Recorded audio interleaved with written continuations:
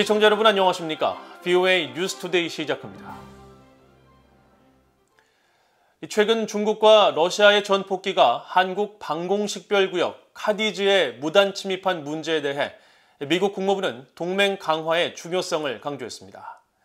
한국 윤석열 정부의 담대한 구상에 인권 문제가 포함되지 않았다는 일각의 지적에 대해서는 한국의 새 구상을 지지한다면서도 미국은 북한의 인권 상황을 우려한다는 기존 입장을 확인했습니다.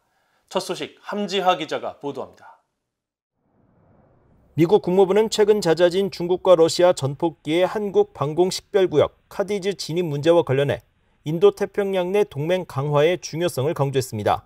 국무부 대변인실 관계자는 25일 관련 사안에 대한 VOA의 이메일 질문에 미국은 중국과 러시아의 독자적 또는 공동 군사활동 등 그들이 제기하는 안보 문제를 해결하기 위해 인도태평양 내 동맹 협력 강화의 중요성을 명확히 해왔다고 밝혔습니다.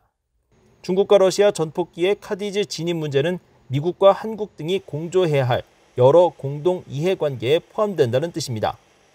앞서 네드 프라이스 국무부 대변인은 22일 정례 브리핑에서 이 같은 입장을 강조했습니다. We have made clear that we view trilateral cooperation between and among these three countries as pivotal to a number of shared interests we have. We most often speak about it in the context of the DPRK's weapons of mass destruction programs, but at our heart, at our core, we share an enduring interest in a free and open Indo-Pacific region. That is really what connects us in terms of our interests, in terms of our values as well, to Japan and the ROK.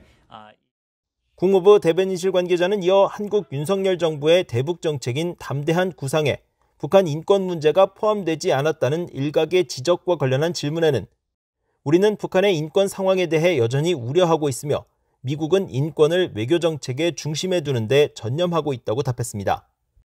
그러면서 우리는 북한 인권 실태에 대한 인식을 높이고 인권 침해와 유린을 부각하며 독립적인 정보 접근 증진과 인권 존중을 도모하기 위해 국제사회와 계속 협력하고 있다고 강조했습니다.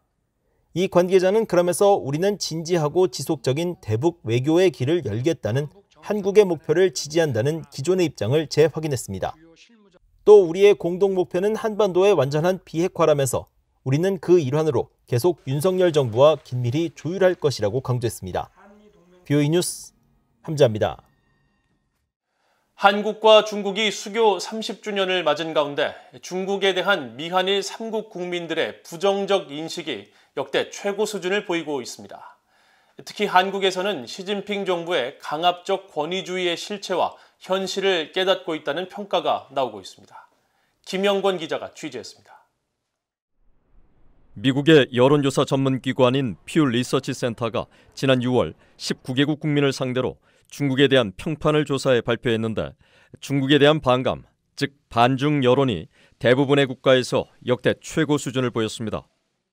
특히 일본은 가장 높은 87%를 기록했고 이어 호주가 86%, 미국과 한국 역시 각각 82%와 80%로 나타났는데 중국 시진핑 정부의 인권 탄압과 군사력 강화, 무역 경쟁, 이웃 국가에 대한 강압적 외교 행태 등이 주요 이유로 꼽혔습니다.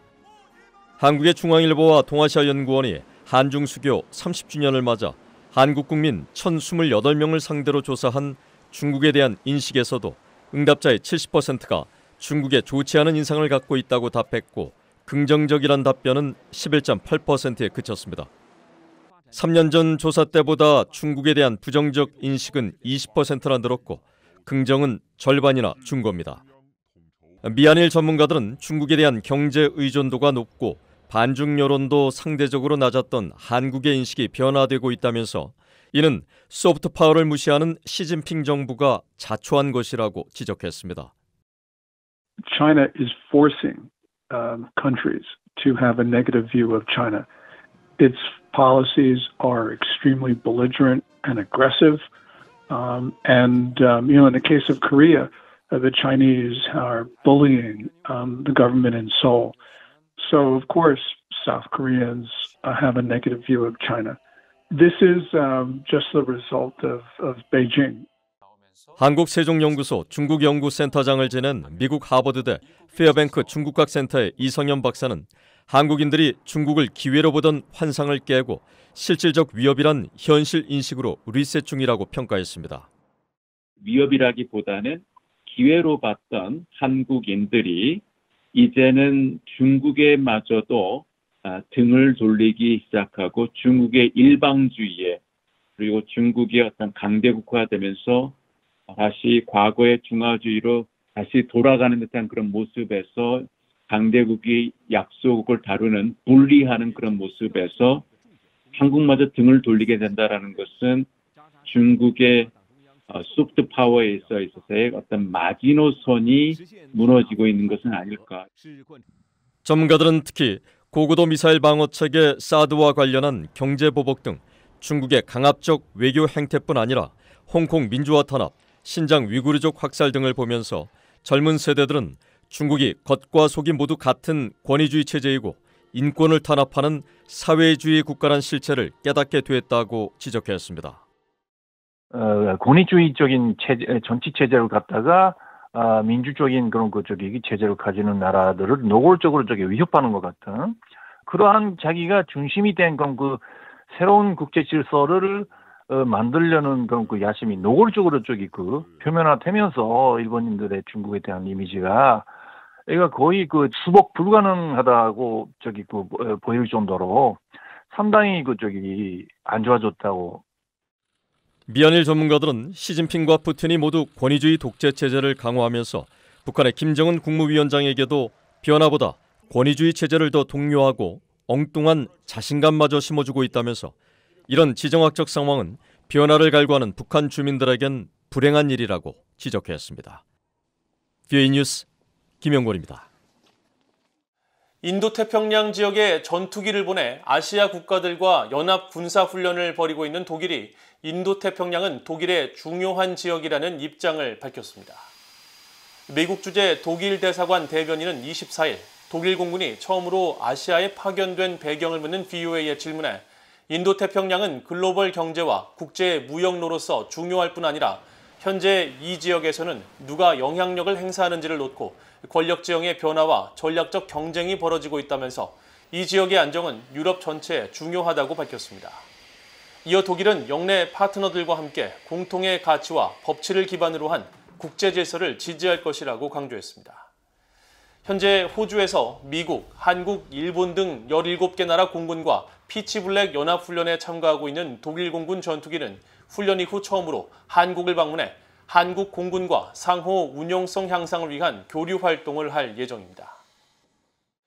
북한 정권의 후원을 받는 것으로 알려진 해킹 조직 라자루스가 올해 암호화폐와 랜섬웨어 해킹을 통해 자금을 탈취한 사례가 급증하고 있는 것으로 나타났습니다.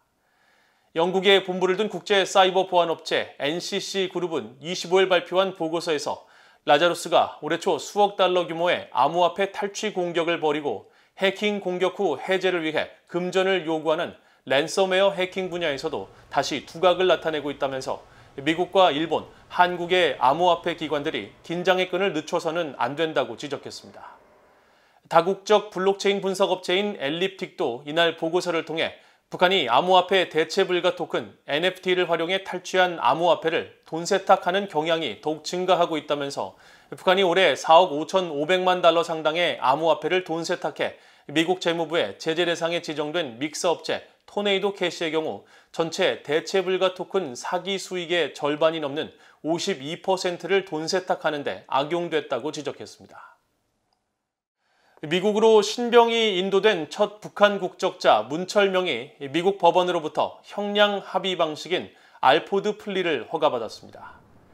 미국 워싱턴 DC 연방법원의 루돌프 콘트레라스 판사는 24일 문철명 측이 요청한 알포드 플리 요청을 허가하는 명령서문을 공개했습니다. 알포드 플리는 자신에 대한 혐의는 부인하지만 검찰의 증거를 일부 인정하면서 형량을 합의하는 것으로 최근 문철명의 변호인은 재판부에 이를 통한 형량 선고를 바란다는 의사를 피력했습니다. 알포드 플리는 자신의 혐의를 인정함으로써 검찰과 형량 합의를 이루는 플리바겐과 달리 유죄를 인정하지 않지만 검찰의 증거를 받아들이면서 관련 혐의에 적용된 형량의 일부를 삭감받겠다는 의도로 해석돼 왔습니다. 말레이시아에서 무역 업무를 했던 문철명은 지난 2019년 5월 돈 세탁 등 6개 혐의로 미국 법원에 기소돼 지난해 3월 미국으로 신병이 인도된 첫 북한 국적자로 문 씨에게 적용된 돈 세탁 혐의는 최대 20년의 징역형과 벌금 50만 달러에 처하도록 하고 있어 형량 조정이 이루어지지 않을 경우 문철명은 최대 120년의 징역형과 수백만 달러의 추징금이 선고될 수 있었습니다. 이상으로 VOA 뉴스투데이를 모두 마칩니다. 시청해주신 여러분 고맙습니다.